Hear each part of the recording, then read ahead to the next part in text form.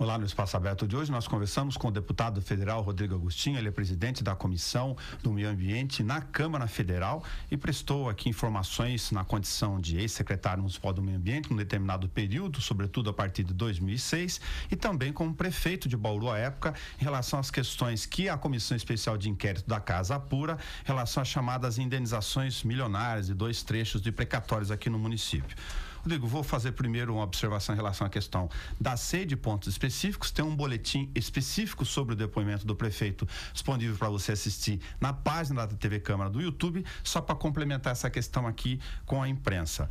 Tem uma dúvida que permaneceu para quem não domina essa legislação no meio, de que naquele período da chamada floresta urbana tenha o GAI, o Grupo de Análise de Empreendimentos, já previsto pelo plano diretor em decreto, e a tramitação que foi para o CONDEMA, no chamado indenização da floresta urbana. Só para a gente poder explicar a sua visão dessa questão de tramitação, que ainda resistem muitas dúvidas, que ora vai, mesmo agora, atualmente, para o GAI, ou naquele período, ora só foi para o CONDEMA. Tá. O GAI naquele momento ainda não havia, ele havia sido instalado por um decreto, mas ele não estava funcionando. As secretarias tinham toda a secretaria tinha uma dificuldade enorme de disponibilizar servidor para ficar permanentemente atuando em relação ao GAI. E nós temos uma outra questão que eu acho que é muito importante. Se o município tem um conselho de meio ambiente, esse conselho está funcionando. Naquele momento a gente estava em discussão sobre o desmatamento da última maior reserva de cerrado dentro da área urbana. Então não tinha como dizer assim, nós não vamos consultar o conselho. Então eu acho que foi certo buscar entre os conselheiros de meio ambiente, são pessoas que entendem da área, buscar um consenso mínimo em relação à questão. E vários pontos foram apontados ao longo do tempo. Então eu particularmente acho que foi salutar ouvir o conselho, independente do GAI estar naquele momento numa fase embrionária ainda, enfim.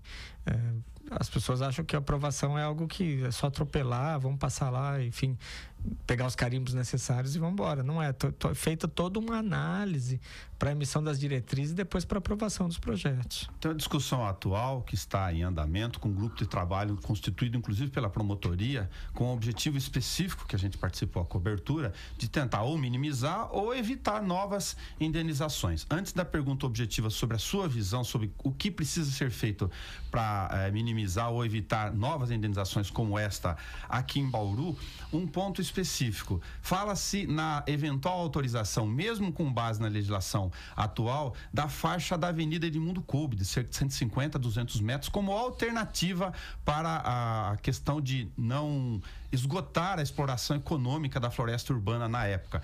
Mas agora, a Lei do Cerrado não impediria esse tipo de supressão ou alternativa? A Lei do Cerrado impede o desmatamento dessa faixa desde 2009. Então, quando o empreendedor entrou com a ação em 2013, ele estava impossibilitado de fazer qualquer empreendimento na área, não pelo plano diretor. O plano diretor permitia ainda numa faixa em frente à avenida, mas pela Lei do Cerrado, que proibia o desmatamento. Então, você tinha ali um conflito de normas e isso não foi mostrado na ação em momento nenhum. Então, achei importante trazer para cá. Antes ainda da Lei do Cerrado, por um período de 5 meses, pelo menos por 5 meses, o desmatamento também foi proibido. Num determinado momento, o Estado permitiu 50% e depois proibiu novamente por meio de lei estadual. Então, acho que tudo isso deveria ter sido apresentado no momento certo e, enfim, no meu entendimento, é uma falha. Para o leigo, ele tenta compreender, aquele que está mesmo observando mais de próximo, a questão de como evitar uma indenização. Separada da questão jurídica de mais difícil compreensão do que a limitação administrativa em detrimento à questão da posse do município para a chamada desapropriação indireta, que é a base da argumentação principal da prefeitura em todos os casos que eu pude ver de indenizações, não só nesses dois, como naquele que a prefeitura venceu em relação à empresa Baro lá na saída da Bauru Piratininga, fica um ponto em comum na cabeça do leigo, de que o poder público, ele, ao invés de esgotar a capacidade econômica na hora de analisar uma diretriz, ele não diga absolutamente não quando houver essa questão. Ou seja, Do ponto de vista prático da floresta urbana na época, havia a possibilidade de, ao invés de dizer não integralmente, dizer um sim condicionado, que era a questão mesmo da faixa da avenida. Isto não era uma alternativa que era disponível à época que deixou de ser utilizada?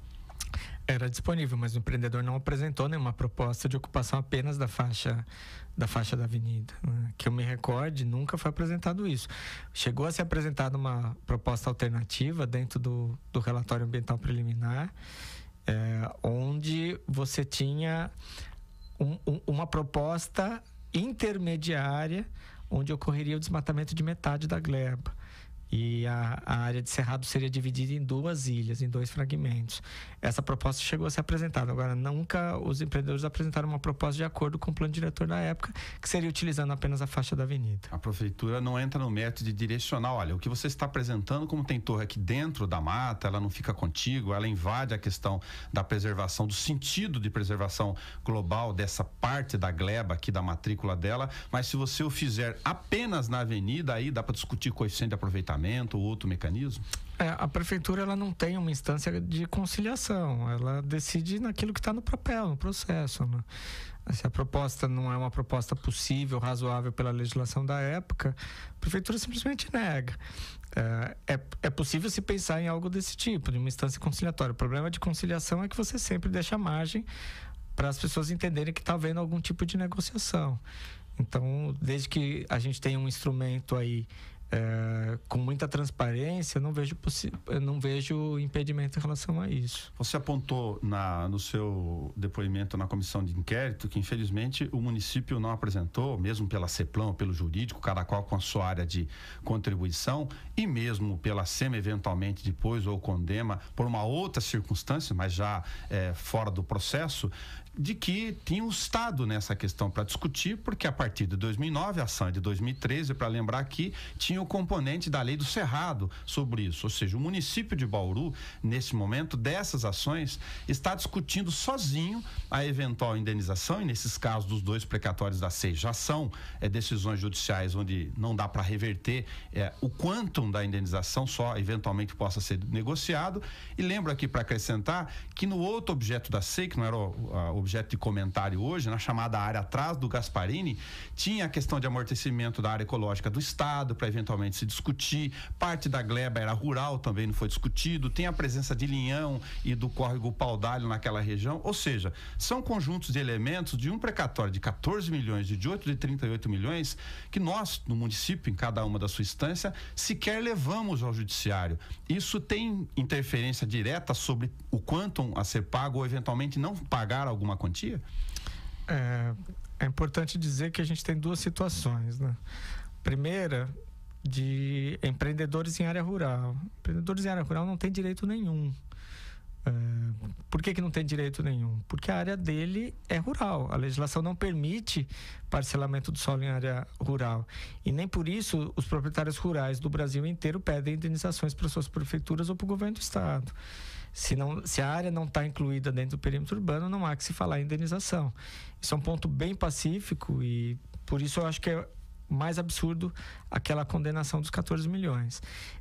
Em relação à área urbana, acho que faltou trazer o Estado para dentro da ação. E eu digo isso com muita naturalidade porque, de maneira muito clara, escolheu buscar a reparação, a indenização apenas do município, porque os precatórios do município andam muito mais rápido. Um precatório estadual hoje demora quase 10 anos para ser pago. E em momento nenhum trouxeram o Estado para dentro da ação. Eu acho que foi um equívoco. Enfim, o município tinha que ter chamado o Estado para participar, porque quem proibiu o desmatamento do Cerrado foi a legislação estadual, em 2009. Se não tivesse essa legislação, muito provavelmente ele conseguiria construir nas margens da avenida, enfim, Luiz Edmundo Coupe. Bauru e São Carlos, em particular, são 2 cidades de porte médio do interior do estado de São Paulo que sofrem incidências muito específicas em relação ao que tem de remanescente do chamado Cerrado, dessa lei de 2009. Como você bem sabe, tem na Assembleia Legislativa já em andamento desde o final do governo anterior e agora precipitado no governo João Dória também, uma proposta a ser discutida junto aos deputados estaduais de tratar a questão do chamado cerrado urbano, onde houver degradação irreversível, de uma forma diferente. Pensando numa possibilidade de ocupação, não só para evitar indenizações, mas para se tratar do ponto de vista de marco regulatório diferentemente essa questão. Você apresenta um projeto de lei que seria inovação do ponto de vista, inclusive, de abrangência do Cerrado Nacional. O que você discute em relação a essas questões que atingem Bauru e São Carlos? Tá. A gente tinha no estado de São Paulo 17% do território abrangido pelo bioma cerrado. Hoje sobrou menos de 1%, então era natural que num determinado momento viesse uma proibição. O problema é que no passado as pessoas iam loteando em Bauru e não iam colocando a infraestrutura. Então nós temos loteamentos antigos como Vila Aviação, num bairro mais rico, ou Manchester, num bairro mais pobre, onde por falta de infraestrutura foram deixaram, inclusive os lotes não eram desmatados e veio a lei e proibiu o desmatamento. Então é evidente que você tem um conflito aí. No Brasil hoje estão derrubando em torno de 10 mil quilômetros quadrados de cerrado por ano. Hoje a maior frente de desmatamento do cerrado está na região chamada de Matopiba, que envolve Maranhão, Tocantins, Piauí e Bahia. É onde nós temos a maior área de expansão da soja no Brasil e onde o desmatamento está muito acelerado. O único bioma que tem uma lei própria nacional é a Mata Atlântica. Pampa, Pantanal, Caatinga, Amazônia, enfim. O próprio Cerrado não tem uma lei própria. Já existia um projeto de lei que tramitava na Câmara dos Deputados, que foi por arquivo ano passado, e hoje existem duas propostas, uma é minha, eu protocolei agora em junho, é uma proposta onde a ideia é frear com o desmatamento do cerrado no Brasil, mas ele cria algumas alternativas do ponto de vista de conseguir o desmatamento em algumas situações por meio da compensação. Então eu acho que é uma proposta razoável, é uma proposta que está em tramitação agora nas comissões da Câmara. Ao mesmo tempo, o governo do estado também criou um grupo de trabalho que está analisando mudanças nessa proposta. Então, eu particularmente acho, como a legislação sobre florestas é uma competência concorrente, competência de legislar em termos de floresta, tanto o Estado quanto a União podem tratar do tema em suas leis. O teu projeto de lei, ele resolveria ou atacaria também essa questão do cerrado urbano de degradação irreversível, como algumas áreas aqui da cidade entrariam nessa situação? Ele trata de maneira geral do cerrado, tanto urbano quanto rural, com regras de compensação. Então, isso de certa forma resolveria as pendências daqui. Eu acredito que a lei estadual vai continuar sendo mais restritiva e acredito também numa solução em relação a isso, até porque o Estado já demarcou as áreas mais importantes do Cerrado de Bauru e ficaria mais fácil agora encaminhar as demais para o licenciamento. Como o Estado apresentou chamados mosaicos recentemente, que é o que você se refere, em decretos próprios, que opinião você tem sobre essa questão do cerrado urbano degradado? Se é possível conciliar com ocupação, enfim, dentro do interesse de empreendimentos?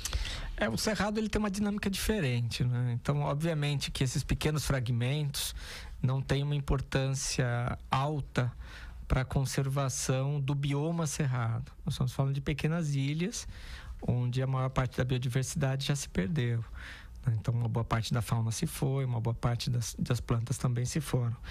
Mas elas têm uma importância do ponto de vista local. É importante que a cidade preserve suas áreas verdes, que tenha uma permeabilidade maior do solo, que a gente simplesmente não concrete todo e qualquer espaço disponível.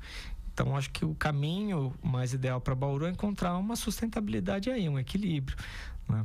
Preservar algumas áreas e outras áreas que estão mais degradadas, poder levar ela à ocupação de uma forma racional. Você tem uma ação nacional interessante do ponto de vista do Legislativo, no âmbito da Câmara, de uma chamada, uma espécie, me corrija se foi errada a citação, de comissão prévia que faz sentar os interesses da agricultura, que são deputados, né, a bancada forte nesse setor do ponto de vista do interesse rural, do agronegócio, que é natural, e também do meio ambiente na Câmara. O Executivo, por outro lado, tem uma visão, pelo menos de discurso discurso de retórica muito mais dura em relação a essa questão, achando que tem que flexibilizar as ocupações, sobretudo em relação à questão da soja, de outras agriculturas em vários estados do país.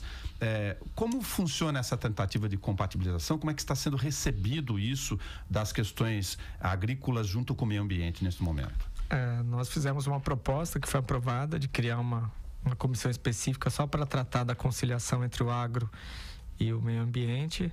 Essa proposta foi aprovada, a comissão foi instalada e o primeiro assunto de pauta, vão ser vários assuntos tratados, mas o primeiro assunto em pauta é o desmatamento ilegal zero. A ideia é que o Brasil tenha um desmatamento ilegal zero. Hoje, dos 17 estados da Mata Atlântica, 9 já estão em desmatamento ilegal zero.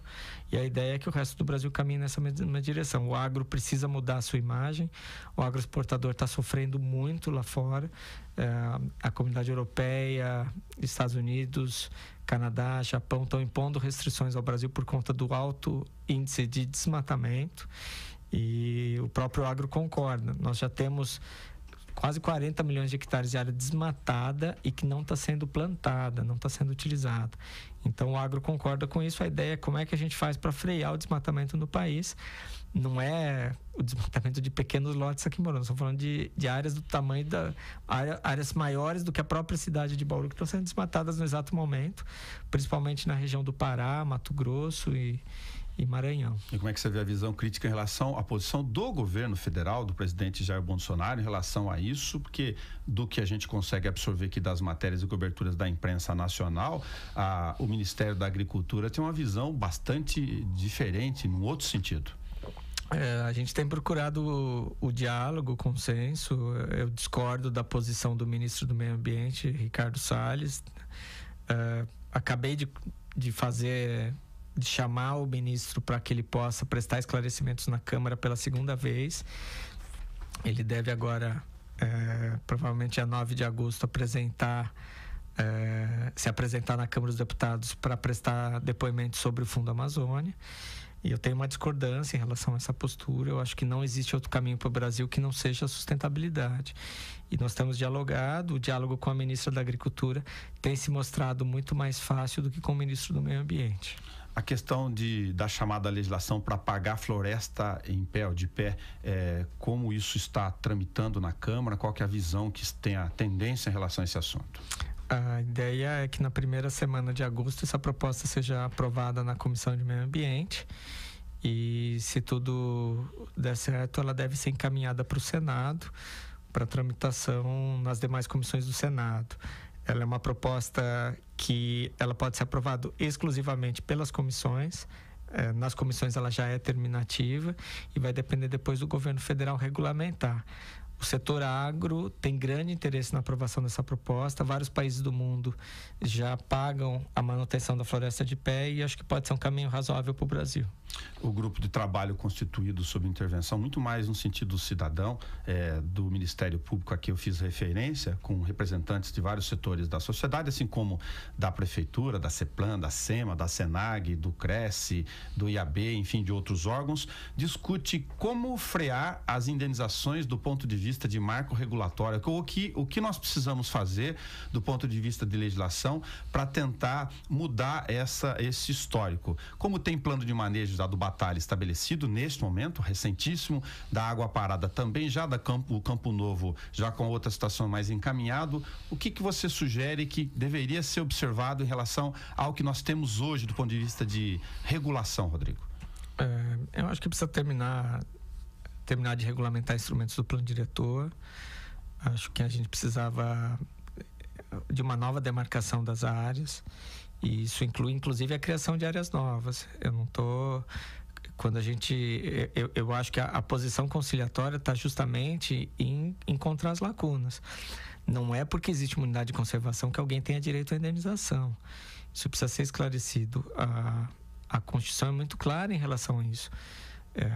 Existem limitações administrativas que não ensejam nenhuma indenização. Eu tenho visto muita gente falar em zona de amortecimento para parques urbanos. Eu tenho dito que não faz sentido. Já existe uma regulamentação nacional de 2010, a resolução 478 do Conselho Nacional do Meio Ambiente, que estabelece que não existe zona de amortecimento em unidades de conservação em zona urbana consolidada. Então é importante a gente levar isso em consideração. É importante a gente ter clareza que a maior parte das áreas de proteção ambiental de Bauru são áreas rurais, onde também não faz sentido pedir indenização por uma situação eventual de parcelamento do solo que não existe. Eu acho que a gente tem que continuar a conclusão das regulamentações. A Estação Ecológica de Bauru tem plano de manejo, zona de amortecimento definida. O Parque Municipal, onde tem o Jardim Botânico, ainda não tem plano de manejo. As APAs, uma boa parte delas já está com o plano de manejo bem adiantado. A própria APA estadual está em confecção do seu plano de manejo. Então, assim, eu acho que nós estamos num caminho certo. Agora, tem que ser olhado também com menos radicalidade. Acho que, do mesmo jeito, quando a gente tem um paciente muito doente, a gente monta uma junta médica para poder analisar a melhor saída. Eu acho que precisa ter uma junta jurídica que, nesses processos onde se solicita valores muito altos de indenização, ou em processo de execução fiscal, onde a prefeitura tem um direito a receber uma grande bolada, acho que tem que atuar um corpo jurídico e não apenas um único procurador exclusivo nesse caso. Acho que isso, de certa forma, faria com que os processos tivessem, às vezes, um olhar mais amplo do que apenas o olhar jurídico de apenas um único procurador. Adiantar aqui, como parte das ações desse grupo de trabalho, que eu me refiro sob coordenação do Ministério Público, está sendo apresentado agora, nesse momento, uma posição do grupo da Prefeitura, que analisa os decretos de parques naturais, todos os 6 sob o seu governo na condição de prefeito, de que não precisariam ser mantidas essas legislações por decreto, porque já são áreas, na visão desse grupo, protegidas, independentemente até da questão do amortecimento. Que posição que você tem sobre este assunto? Eu tenho uma posição contrária, acho que é um erro. Não faz sentido você ter área pública sem destinação. As áreas públicas precisam ser destinadas. Se a vocação dessas áreas é para um parque natural, deve ser mantido como parque natural. Eu acho que, se alguma dessas áreas, para se transformar em parque, vão precisar ser desapropriadas, é algo que deve ser colocado em consideração. O que a gente tem é que todas essas áreas já são públicas. Acho que um plano de manejo coletivo para esses pequenos fragmentos pode ser um caminho. Não há que se falar em zona de amortecimento, a legislação hoje é muito clara em relação a isso. Mesmo assim, a gente está vendo várias pessoas citando essa questão. E eu acho que essas áreas serão muito importantes para Bauru no futuro, né? São pequenas ilhas de vegetação dentro da cidade. A gente vê a quantidade de gente que frequenta hoje o Bosque da Comunidade, que é na zona sul da cidade, mas isso pode acontecer em outras áreas também.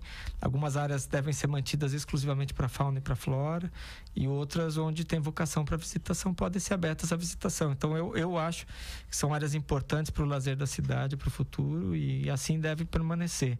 Acho um erro. Acho que existem outras áreas, inclusive, que foram doadas para o município, que também devem ser transformadas em parque. A decretação desses parques não exigia manejo na legislação também na época? Exigia manejo. Acontece que o plano de manejo é algo complexo. O município agora que está conseguindo concluir das suas áreas. Como são áreas de propriedade do município, você não tem uma urgência tão grande. Você não está regulando a atividade privada nessas áreas, né? Mas eu acho que é importante. Acho que todas elas já têm um inventário de biodiversidade. Isso foi feito na elaboração do Plano Municipal de Cerrado e Mata Atlântica. Então, elas já têm um diagnóstico.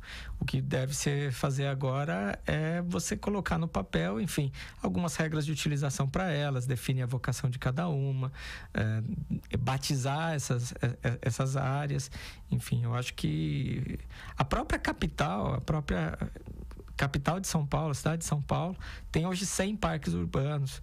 Então não faz sentido você simplesmente falar, não, para resolver um problema eu acabo com os parques. Não faz sentido isso. Um último tema que você também domina bastante para poder nos ajudar aqui no raciocínio: acaba de ser publicado o manejo do Batalha. Você conhece os conteúdos, tem uma faixa de 300 metros que nunca será, pela definição do plano de manejo, se assim for mantido, como urbana, o que cria uma faixa bastante razoável em relação ao Código Brasileiro Florestal deste momento, mas era a ideia de que, se o olhar sobre o Batalha não depende de intervenções junto a Piratininga e Agudos, fora da nossa jurisdição, pela questão natural de enxergar o rio no sentido de preservação da água superficial nas suas duas margens. Nós temos aqui uma pequena porção em relação ao todo, mesmo da área de captação, como você bem sabe, até a nascente em Agudos, segundo os dados, seriam 22 quilômetros lineares, e a gente está tratando de uma pequena porção em um lado da margem só. O problema é que a área onde existe a maior especulação imobiliária é justamente a área da captação. É justamente a área mais próxima da captação. Então, esse que é o grande desafio. Como é que você concilia uma atividade urbana, que evidentemente não é de grande impacto ambiental. A atividade urbana em si é algo natural, é a casa onde a gente mora, enfim. Mas ela é de alto risco quando a gente está falando de uma área de mananciais, onde, por exemplo, um vazamento de esgoto durante a noite pode levar milhões de litros de esgoto para dentro do pequeno lago que abastece a cidade de Bauru. Então, assim, a conciliar as duas coisas que eu acho que é o grande desafio. Acho que o plano de manejo tenta encontrar uma saída em relação a isso, mas é importante que em projetos aprovados dentro dessa área, e é uma área relativamente pequena, a gente consiga ter critérios muito claros do ponto de vista de sustentabilidade ambiental. Por exemplo, se tiver uma elevatória para esgoto, que haja uma segunda elevatória, haja um sistema de detecção de vazamentos, algo desse tipo para você coibir, de certa forma, que esse esgoto venha parar na água da cidade. Acho que conciliando as coisas é possível. O problema é que isso tem um custo. Eu não sei se o mercado imobiliário está disposto a atuar nessa direção. Uma boa parte da mata ciliar do Batalha já foi recuperado. Inclusive, esses dias eu estive olhando imagens de satélite. É muito gostoso ver áreas que estavam desmatadas e que foram recuperadas, e a recuperação efetivamente aconteceu. Tem alguns pequenos trechos que ainda precisa de recuperação. Isso vem sendo conduzido aqui em Bauru por uma entidade que é o Fórum Pro Batalha, com apoio de outras instituições da cidade. E eu acho que é um trabalho muito importante que tem que continuar. Deputado federal Rodrigo Agostinho, muito obrigado por ter contribuído conosco aqui da compreensão das questões ambientais e por trazer as novidades relacionadas à Comissão do Meio Ambiente e da sua ação lá no Congresso Nacional. Eu que agradeço, um grande abraço a todos os ouvintes. Obrigado para você que nos acompanhou no Espaço Aberto. Você assiste esse, como os outros boletins, inclusive da Comissão Especial de Inquérito, também na página da TV Câmara no YouTube. Até o nosso próximo encontro.